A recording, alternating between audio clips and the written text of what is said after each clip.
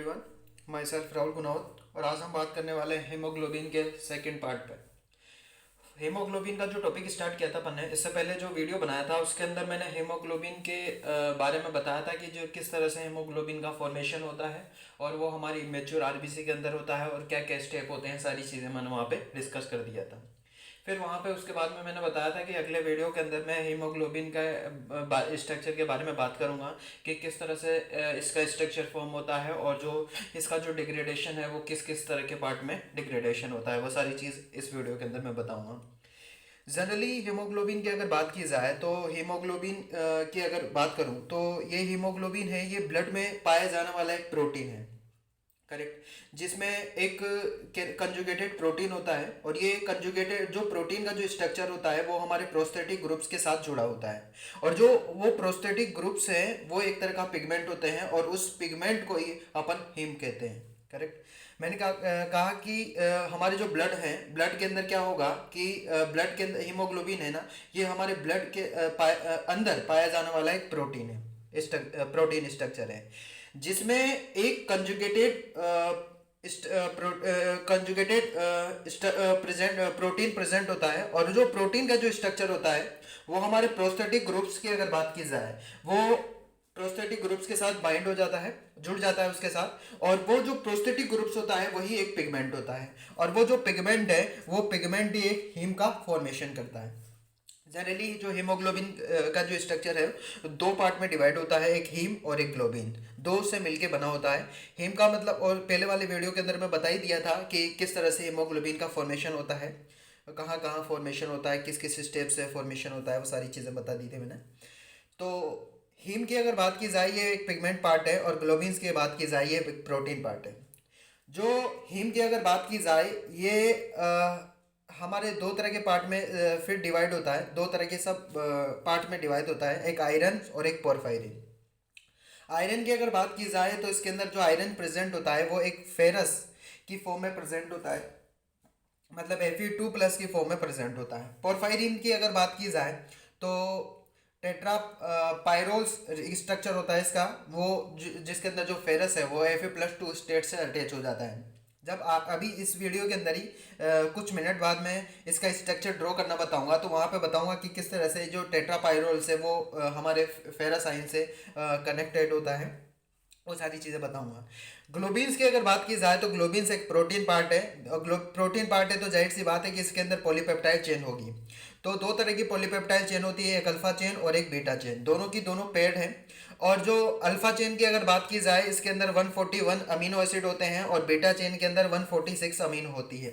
Paired है मतलब एक के अंदर 146 है तो दो के अंदर कितना होगा, 282। और यहाँ पे अगर बात की जाए बीटा चेन के अंदर तो अगर एक के अंदर 146 अमीनो एसिड होते हैं तो दो के अंदर कितने होंगे, 292। तो 282 अमीनो एसिड तो अल्फा चेन के अंदर होते हैं और 292 है वो बीटा चेन के अंदर होते हैं। टोटल अगर ग्लोबिन्स की अगर बात की जाए तो एक हीमोग्लोबिन्स के अंदर जो चार तरह की सब यूनिट होती है, दो अल्फा और दो बीटा, उसके अंदर 574 अमीनो एसिड प्रेजेंट होते हैं, करेक्ट। ये सारी चीज़ें अपन ने बताई।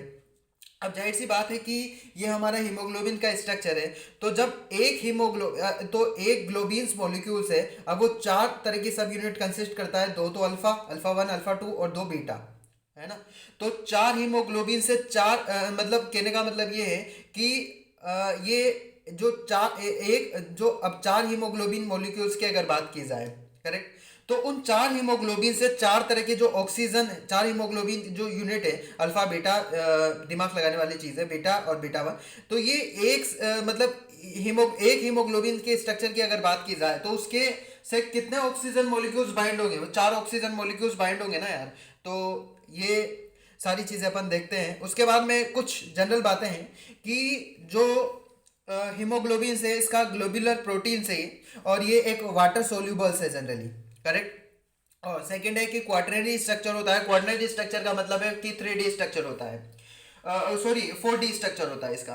अब जब 4D स्ट्रक्चर होता है तो जाहिर सी बात है इसके अंदर ionic bond, disulphide bond, hydrogen bond, सारे के सारे बॉन्ड इसके अंदर जनरली प्रेजेंट होते हैं। जब मैं प्रोटीन की अगर बात करूंगा, प्रोटीन की जो वीडियो बनाऊंगा, तो प्रोटीन का जब क्लासिफिकेशन करूंगा तो वहां डिटेल से बताऊंगा कि किस तरह से प्राइमरी, सेकेंडरी, टर्शियरी और क्वाड्रेटी, वो जो सारे लेवल है वो सारी चीज़ें मैं वहाँ पे डिस्कस करूँगा।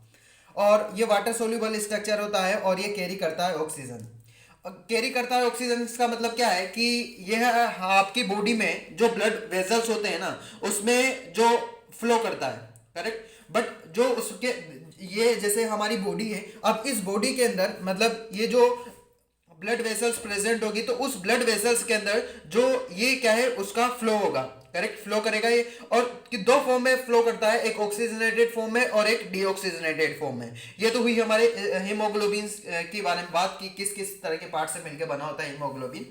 अब उसके बाद में दो तरह के पार्ट में डिवाइड होता है। ये सारी चीज़ें अपन ने देखी कि किस तरह से डिग्रेडेशन होता है, और पहले वीडियो के अंदर मैंने इसका सिंथेसिस बताया था कि किस तरह से बनता है। तो दोनों चीज़ देख ली, डिग्रेडेशन भी देख लिया और सिंथेसिस भी देख लिया। अब मैं बात करूंगा इसका स्ट्रक्चर किस तरह से ड्रॉ किया जाता है। तो इसका स्ट्रक्चर देखने पे बहुत कॉम्प्लेक्स लगता है, बट इतना कॉम्प्लेक्स है नहीं यार। वो उसके लिए चार चीज़ें याद करनी पड़ती है। चार चीज़ें अगर माइंड में है ना तो पूरा का पूरा स्ट्रक्चर रिकॉर्ड। तो ये हमारे हीमोग्लोबिन का स्ट्रक्चर है। इसको ड्रॉ करने के लिए चार चीज़ें याद होनी चाहिए। एक तो 4 पायरोल रिंग होती है। पायरोल रिंग का मतलब है कि 5 मेंबर्ड रिंग होती है, जिसके अंदर 4 तो कार्बन होते हैं और एक नाइट्रोजन होता है, और दोनों साइड में डबल बॉन्ड प्रेजेंट होते हैं। और 1, 3, 5, 8 पोजीशन पे एक मिथाइल ग्रुप प्रेजेंट होता है, और 2 और 4 पोजीशन पे विनाइल ग्रुप प्रेजेंट होता है, CH डबल बॉन्ड CH2। और 6 और 7 पोजीशन पे प्रोपेनिक एसिड प्रेजेंट होती है, CH2 CH2 COOH। तो आ जाते हैं इसके, यही जो चार चीजें हैं अगर ये याद है तो पूरा का पूरा हीमोग्लोबिन का स्ट्रक्चर ड्रॉ कर सकते हैं। सबसे पहले 4 पाइलोट रिंग बनाने हैं। 4 पाइलोट रिंग बनाने के लिए मैंने क्या किया, 4 नाइट्रोजन लिखे, 1 2 3 4, 4 नाइट्रोजन बना लिए। उसके बाद में 5 मेंबर रिंग बना दी, ये 5 मेंबर रिंग बना दी, ये भी 5 मेंबर रिंग, ये 5 मेंबर रिंग, ये भी 5 मेंबर रिंग बन गई। उसके बाद में 1, 3, 5, 8 पोजीशन पे मिथाइल ग्रुप लगाना है। तो यहाँ से अगर नंबरिंग काउंट करें तो ये फर्स्ट पोजीशन हुई, तो एक फर्स्ट पोजीशन पे ये सेकंड हुई, तो ये थर्ड पोजीशन, तो थर्ड पोजीशन पे भी मिथाइल ग्रुप लगाना है। अगर ये थर्ड हुई तो उसके बाद में ये हमारी फोर्थ पोजीशन हुई, और फोर्थ ये हमारी फिफ्थ पोजीशन हुई। एक फिफ्थ पोजीशन, ये सिक्स्थ पोजीशन हुई, और ये 7th पोजीशन हुई, ये 8th पोजीशन हुई। तो फर्स्ट 3, 5 और 8 पोजीशन पे मिथाइल ग्रुप लगाना है। 2 और 4 पोजीशन पे विनाइल ग्रुप लगाना है, ये 2 पोजीशन और ये 4 पोजीशन, विनाइल ग्रुप लगा दिया। उसके बाद में 6th और 7th पोजीशन पे प्रोपेनिक एसिड लगाना है। जो 2 पोजीशन बचती है 6 और 7th, इन पे प्रोपेनिक एसिड मैंने लगा दिया है, CH2 CH2 COOH। अब उसके बाद में बात आ जाती है नंबर ऑफ डबल बॉन्ड की।